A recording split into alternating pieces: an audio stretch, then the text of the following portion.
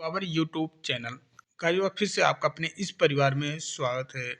Guys आज की video में बात करने वाले हैं आपके 52-72 भर्ती यूपी तरपलसी एनम 52-72 भर्ती को लेकर जो आपके सवाल आ रहे थे कि सर 11 जनवरी, ये तो आपको अच्छे से पता है आपके भर्ती को लेकर 11 जनवरी को जो पेपर कंडक्ट होने वाले हैं इसकी नोटिस, ऑफिशियल नोटिस आ चुकी है और आप लोगों को अच्छे से ये सभी को पता है कि भैया हमारा पेपर 11 जनवरी को होने वाला है। ओके, तो एनम 52-72 वैकेंसी में आपको पेपर का लेवल किस प्रकार से देखने को मिलने वाला है, लेवल आसान रहेगा या फिर डिफिकल्ट रहेगा, डिटेल में हम डिस्कस करने वाले हैं इस मुद्दे पे। ठीक है, साथ ही साथ में हम ये भी देखने वाले हैं कि कितने नंबर का टारगेट आपको लेकर चलना है। ये भी आपके सवाल आ रहे थे कि सर बता दीजिए कितने नंबर का टारगेट लेकर चलना है।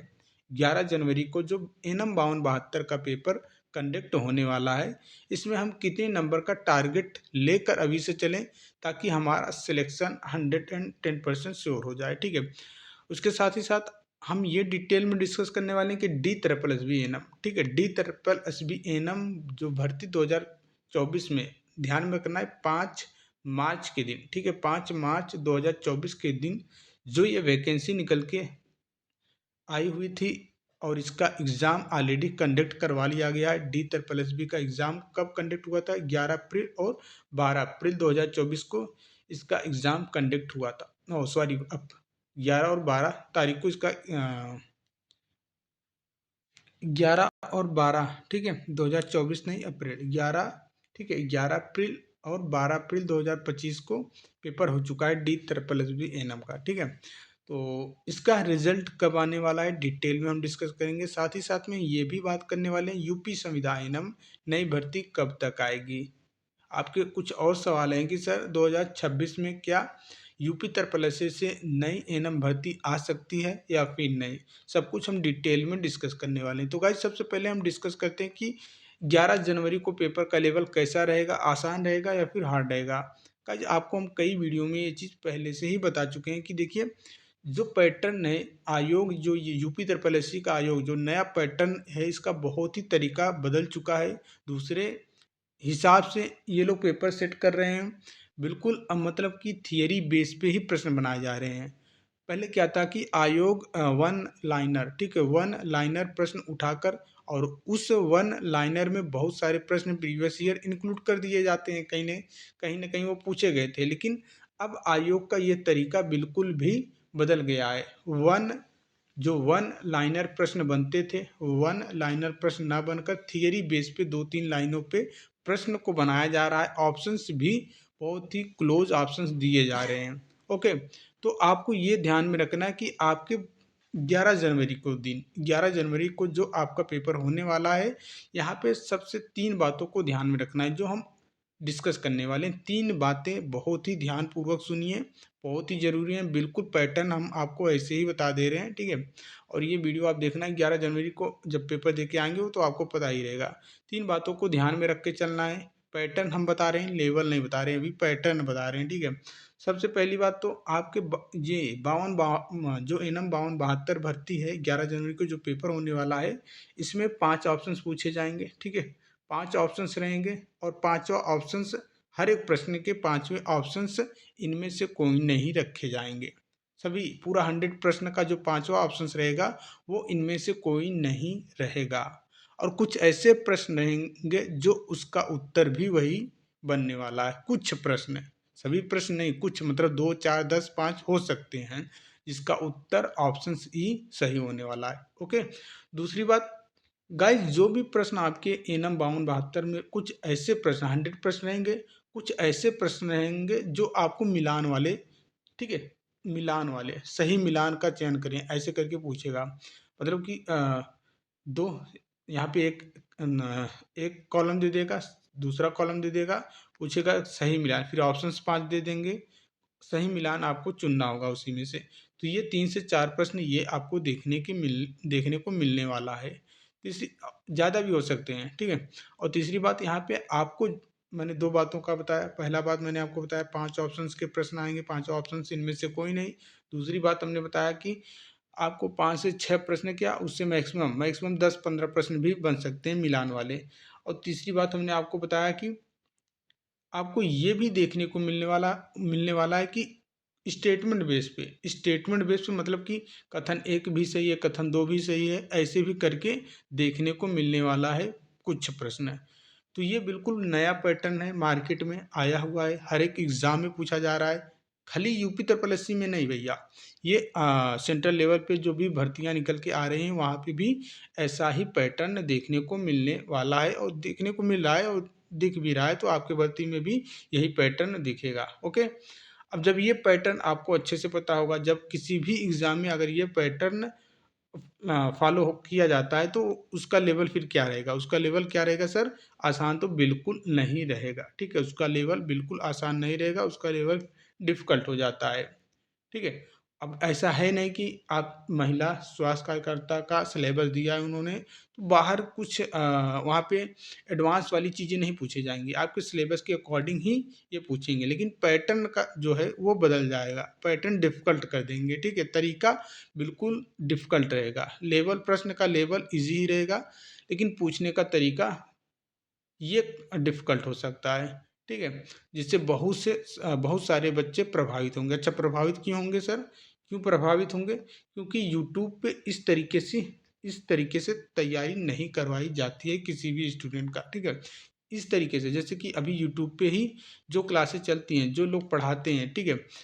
यूट्यूब पे जो भी क्लासें होती हैं, जो लोग भी पढ़ा रहे हैं, आपको 5 ऑप्शंस के प्रश्न नहीं पढ़ा रहे हैं, 5 ऑप्शंस वाला प्रश्न करवा ही नहीं रहे हैं। ठीक है? पहली बात। दूसरी बात, यूट्यूब पे जो भी टीचर्स एमसीक्यू, चाहे वो ब्रह्मास्त्र, चाहे आपका प्रीवियस ईयर, चाहे इससे बाहर कुछ नहीं, जो भी नया-नया बैच लेके आ रहा है, नया-नया नाम देकर जो भी पढ़ा रहा है, ठीक है? आप देखेंगे पूरा 2-2 घंटे, 3-3 घंटे का मैराथन लेके आते हैं। आप ये देखेंगे, ध्यान से देखेंगे कि किसी एक भी टीचर ने आपको मिलान वाला प्रश्न करवा ही नहीं रहा है। ठीक है? जबकि आपकी भर्ती में मिलान वाले प्रश्न बनेंगे। कम से कम मैं बता रहा हूँ 5 से 10 प्रश्न मिलान वाले बन सकते हैं आपके भर्ती में। लेकिन ये यूट्यूब पे कोई नहीं, अब देखिए इसकी प्रैक्टिस रहती है तो वहाँ पे बहुत ही कम समय में आप टच कर पाते हैं प्रश्न को।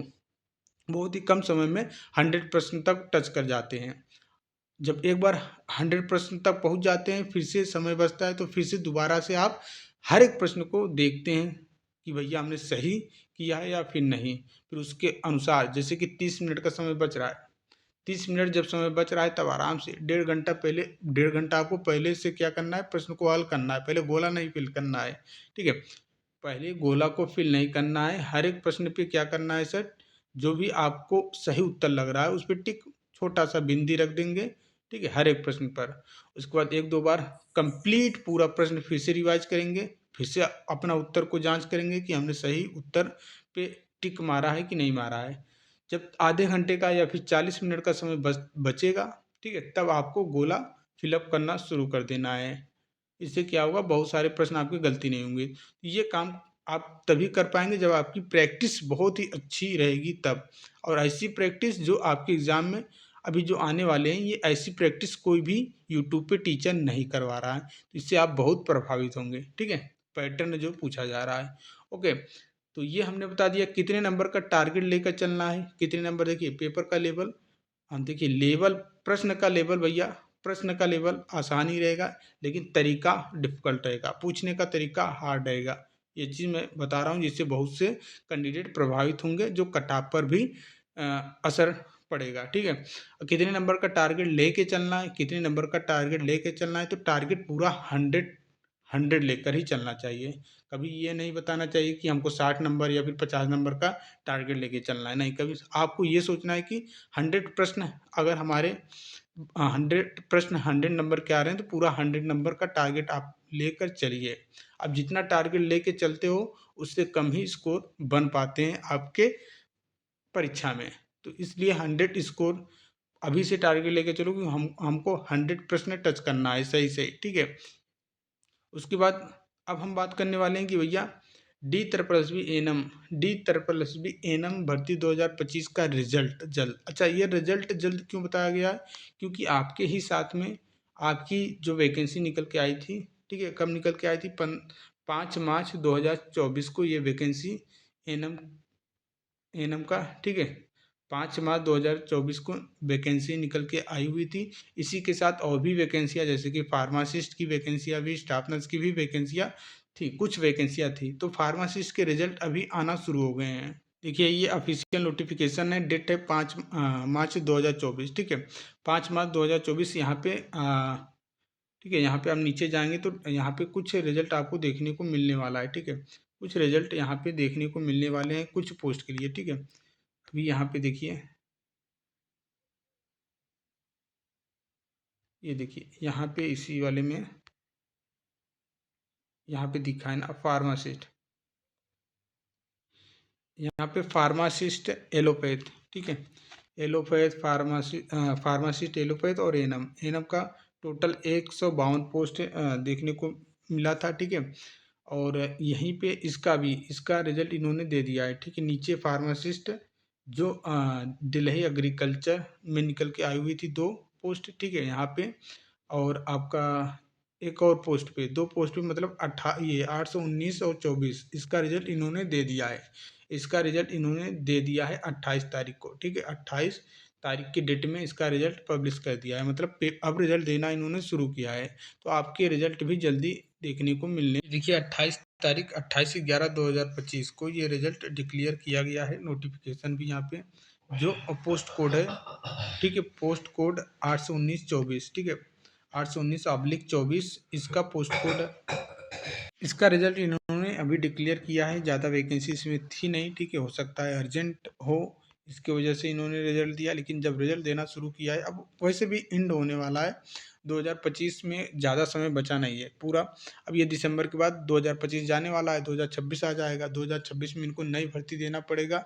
नई भर्ती तभी देंगे जब ये पुरानी भर्तियों की ज्वाइनिंग ये दे जो पुरानी भर्तियाँ निकल के आई हुई है, इस पे ज्वाइनिंग हो जाएगी, तभी आपको नई भर्ती देखने को मिलने वाला है। इसलिए हो सकता है दिसंबर के महीने में बहुत ही जल्द अब आपको ये एनम का जो D+B एनम का पेपर हुआ है, इसका रिजल्ट देखने को मिलने वाला है, ठीक है।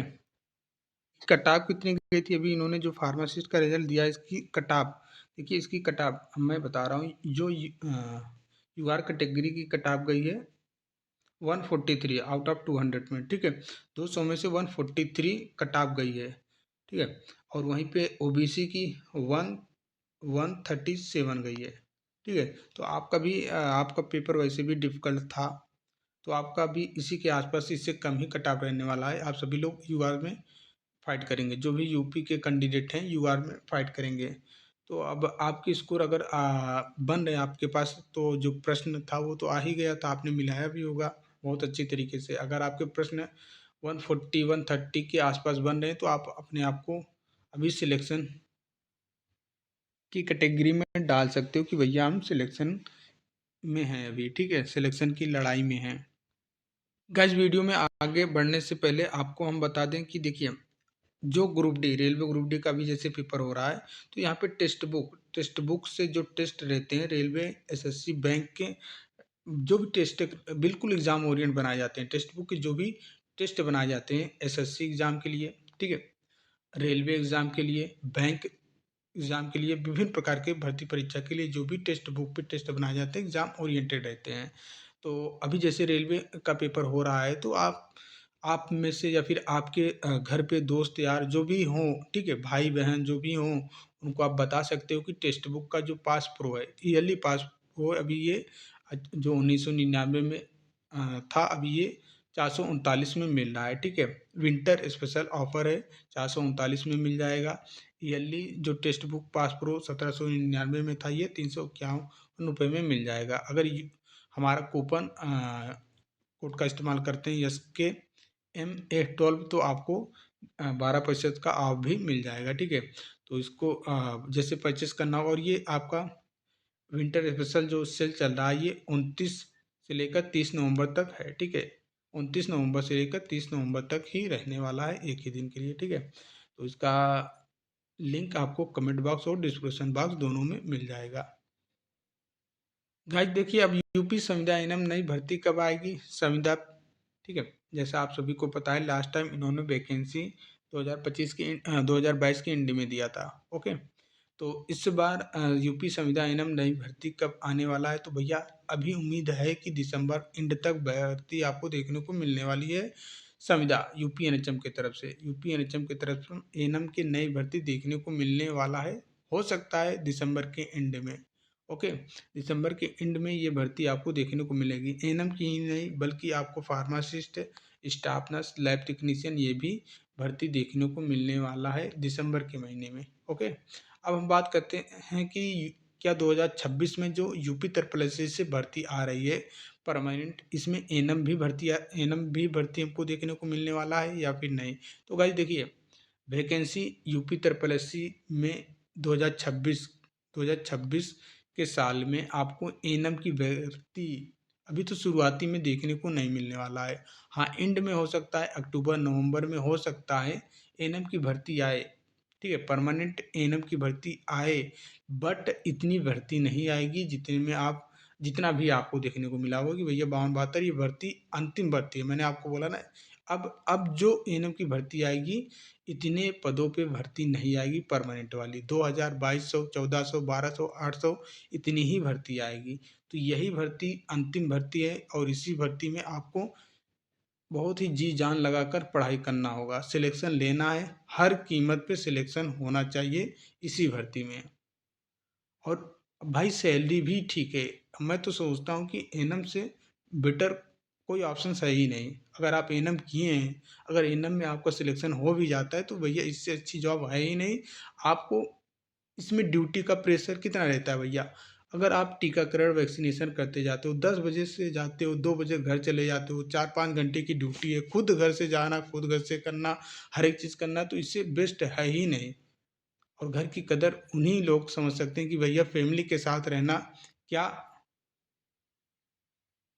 फैमिली के साथ जीवन बिताना बहुत ही सौभाग्य वाली बात होती है। ये कदर उनसे पूछिए भैया, इसकी कदर क्या है जो सालों साल घर नहीं आते हैं, घर से दूर रहते हैं, हर एक चीज़ को लेकर किसी भी शादी फंक्शन विवाह में उनकी उपस्थिति नहीं हो पाती है। तो उनसे पूछिए कि उन पे क्या बीतता है। मैं आपको बोलता हूँ, सिलेक्शन लेना ही आपका मकसद नहीं है, होम जिला होना चाहिए। ठीक है, सिलेक्शन हो रहा है तो होम जिला मिलना चाहिए, भी नौकरी करने का आनंद मिलेगा। और स्वास्थ्य विभाग में आप नौकरी करने नहीं जा रहे हैं, ठीक है, सेवा देने जा रहे हैं। एज अ महिला स्वास्थ्य कार्यकर्ता आप सेवा देने जा रहे हैं, लोगों की सेवा देने जा रहे हैं। और ये सेवा मतलब आप मदद कर रहे हो, उस समय आप उस इंसान की मदद करते हो जहाँ पे हर कोई साथ छोड़ देता है। ठीक है, और कोई कर भी नहीं सकता। जैसे कि स्वास्थ्य कार्यकर्ता में इंसान हर कोई साथ छोड़ देता है। इंसान के ऊपर जब भी बीमारी की मुसीबत आती है तो हर कोई साथ छोड़ देता है, ना तो फैमिली साथ देती है, ना तो दोस्त यार, हर कोई साथ छोड़ देता है। लेकिन स्वास्थ्य कार्यकर्ता जो रहते हैं, चाहे वो डॉक्टर्स हैं, एएनएम है, ये साथ नहीं देते हैं। इंसान जब अपने मौत और जीवन के बीच लड़ रहा होता है, तब आप जाके उनकी मदद करते हो। इससे बड़ा सेवा तो कोई हो ही नहीं सकता भैया। किसी भी नौकरी में इतना अच्छा सेवा देने का सौभाग्य प्राप्त नहीं हो सकता है। मैं तो यही मानता हूँ। अब आप अब आपकी सैलरी भी 2800 ग्रेड पे मिल रही है, तो नो डाउट आपको भी 2800 ग्रेड पे मिलने वाला है पेमेंट। 2800 ग्रेड पे मतलब यूपी में ही आपको 52,000 53,000 पेमेंट देखने को मिलने वाला है एनएम का, 52-72 वैकेंसी एनएम का। तो बस कुछ ही दिनों की बात है, यही सोचकर आप अभी अभी देखिए, अभी कुछ लोगों के मन में ये सवाल आता है कि अब 1 महीने में हम क्या ही पढ़ेंगे, क्या ही कर पाएँगे? भैया 1 ही महीने में जो सच में सीरियस कैंडिडेट होता है, जो सच में सीरियस कैंडिडेट होता है, वो स्मार्ट तरीके से 1 ही महीने में पढ़ाई करता है। पूरे साल, ठीक है, पूरे साल वो नहीं पढ़ता है। बस 1 महीने जैसे एग्ज़ाम डेट आ जाते हैं, 1 महीने बचते हैं, तब वो शुरू करता है। ज़ीरो लेवल से शुरू करता है और अच्छे स्कोर से सिलेक्शन लेके आता है। सोचें कि हमारे पास 1 महीने है तो कुछ नहीं है, 1 महीना बहुत होता है, 1 महीना बहुत होता है। 1 महीने में आप पूरी की पूरी थियरी पढ़ सकते हो आसानी से, ज़ीरो लेवल से लेकर। 6 किताबें, आप सोच रहे हो कि 6 किताबें हैं तो इसका किनारा भी है, ठीक है? ये कोई समुद्र है नहीं कि इसका किनारा हमको नहीं मिलेगा। 6 विषय लिमिट है, आसानी से आप पढ़ सकते हो। अच्छा, एक बार आप पढ़ चुके हैं कंप्लीट, सभी बुकें पढ़ चुके हैं, तो भैया रिवाइज करिए, रिवाइज करिए। टेस्ट तो प्रोवाइड हो ही रहा है, जैसे टेस्ट हम आपको कंप्लीट दे ही चुके हैं, 13 टेस्ट करवा ही चुके हैं, ठीक है। 12 टेस्ट करवा ही चुके हैं, 3 टेस्ट बचे हुए हैं। जैसे अभी 3 टेस्ट ये हम एग्ज़ाम के समय लेंगे, ठीक है। जैसे कि एग्ज़ाम आपके 15 दिन 10 दिन रह जाएंगे, तब ये 3 टेस्ट प्रोवाइड करेंगे, ओके। ताकि ताकि आपके ऊपर से वो जो एग्ज़ाम का पर्यावरण है ये हावी हावी रहे हमेशा के लिए, ठीक है। पूरा का पूरा हम टेस्ट ले लेंगे, फिर एग्ज़ाम के समय में कोई टेस्ट नहीं होगा, तो फिर वो वाला पर्यावरण आपको नहीं मिल पाएगा एग्ज़ाम वाला, वो एग्ज़ाम वाला माहौल क्रिएट नहीं हो पाएगा। आपके टेस्ट नहीं हो रहे हैं तो ये मत सोचना कि टेस्ट सर नहीं करवा रहे हैं, टेस्ट सर ने जानबूझ के रोक कर रखा है। जैसा आप सभी को अच्छे से पता है, मैंने आपको 25 और 26 को बोला था कि लखनऊ हम जाएंगे, जो माइनस मार्किंग में हैं। अब कुछ लोग माइनस मार्किंग वाले होंगे और वीडियो को स्टार्टिंग में मैंने नहीं बताया, एंड में बता रहे हैं। तो भैया एंड, क्योंकि लोग बहुत जल्दी एंड पे पहुंच जाते हैं, तो एंड में ही बता रहे हैं। स्टार्टिंग में वो लोग वीडियो को बहुत ही तेज़ी के साथ स्किप करते हैं, एंड वाला देखते हैं, तो एंड में ही बता रहे हैं। 25 और 26 को हम लखनऊ में गए थे, ये ग्रुप में भी हमने अपडेट कर दिया था कि भैया लोकेशन भेज दिया था सीधा। अब मेरा वो काम नहीं है कि वीडियो बना के दिखाएं आयोग गए हैं, ये किए हैं, वो किए हों, तो ये चीज़ हम नहीं करते हैं, ये आपको अच्छे से पता है। लेकिन लोकेशन भेज दिए थे कि भाई हम लखनऊ में हैं, जा भी रहे हैं, तो आपके माइनस मार्किंग को लेकर बातें हुई है, ठीक है, बातें हुई है। उन्होंने बोला है सर अभी कुछ भी नहीं हो सकता है, अब कुछ भी हो नहीं सकता है, नोटिफिकेशन में सीधा मेंशन हमने किया है, और ठीक है। इस और का मतलब है कि चाहे वो नॉर्मलाइजेशन की बात हो, चाहे फिर वास्तविक स्कोर की बात हो, किसी दोनों में किसी दोनों में से एक में भी माइनस है, तो हम आपको शॉर्ट लिस्टेड नहीं करेंगे। और का मतलब ये हुआ, अगर नॉर्मलाइजेशन में माइनस में है, हालांकि नॉर्मलाइजेशन स्कोर फाइनल स्कोर माना जाता है, इसी के आधार पे मेरिट बनती है, तो नॉर्मलाइजेशन में प्लस में है तो उनका शॉर्ट लिस्टेड करना चाहिए। लेकिन यूपी त्रिपल आयोग ने सभी भर्तियों में यही लागू किया है कि भैया अगर नॉर्मलाइजेशन में माइनस में है, इसमें प्लस में है, तब भी हम शॉर्ट लिस्टेड नहीं करेंगे। और का मतलब ये हुआ, या फिर इसमें प्लस में है, वास्तविक में माइनस में है, तब भी हम शॉर्ट लिस्टेड नहीं करेंगे, हमारा यही रूल है। और का मतलब यही होता है, नॉर्मलाइजेशन स्कोर हो या फिर वास्तविक स्कोर हो, दोनों किसी एक में अगर माइनस या जीरो नंबर आ गया तो हम शॉर्ट लिस्टेड नहीं करेंगे। और का मतलब इन्होंने ये समझाया हमको अच्छे तरीके से। और दूसरी बात, आप लोग बोलते हो कि सर फॉर्म एक्सेप्टेड है, फॉर्म एक्सेप्टेड, देखिए मैंने पहले ही वीडियो बनाया था। ये वीडियो पे जो प्रोपेगंडा, यूट्यूब पे जो प्रोपेगंडा फैलाया जाता है ना, प्रोपेगंडा, कि हाँ भैया फॉर्म एक्सेप्टेड, बहुत जल्द एडमिट कार्ड, तो फॉर्म एक्सेप्टेड सबका आ जाएगा। हम अगर हमने फॉर्म अप्लाई कर दिया तो हमारा भी, भले ही हम मेल हैं, ठीक है, भर्ती आई है महिला स्वास्थ्य कार्यकर्ता की और हम हैं मेल, अगर हम भी फॉर्म अप्लाई कर देंगे तो हमारा भी एक्सेप्टेड हो जाएगा। क्यों? क्योंकि हमने 25 रुपये का फ़ी कटवा दिया है, इसलिए आयोग के पास इतना टाइम नहीं रहता है कि हजारों हजारों की संख्या में हम स्क्रूटनी करके एक्सेप्टेड रिजेक्टेड करें। किसी का भी फॉर्म रिजेक्ट नहीं होता है, ठीक है, बाद में स्क्रूटनी होती है, चाहे वो एडमिट कार्ड के समय में या फिर डॉक्यूमेंट के समय में। जिस प्रकार से अभी इन्होंने छटाई किया है, भैया जो लोग माइनस में हैं बाहर करो, जो लोग जीरो में हैं बाहर करो।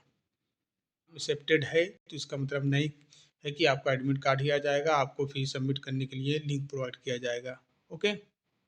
आपके पास यही रास्ता है कि अब आगे की भर्ती की तैयारी करो, आगे की भर्ती तैयारी करिए, अच्छे से करिए, क्योंकि इस बात का पेट का पेपर आसान आया है, नो डाउट, ठीक है।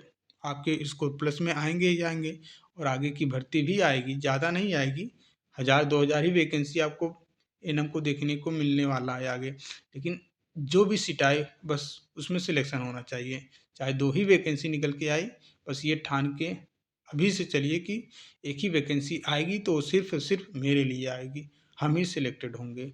ये चीज़ अभी से ठान कर आपको तैयारी को कंटिन्यू करना है। उम्मीद करते हैं सारी चीज़ें आप समझ गए होंगे, तो मिलते हैं नेक्स्ट वीडियो में, तब तक के लिए जय हिंद जय भारत।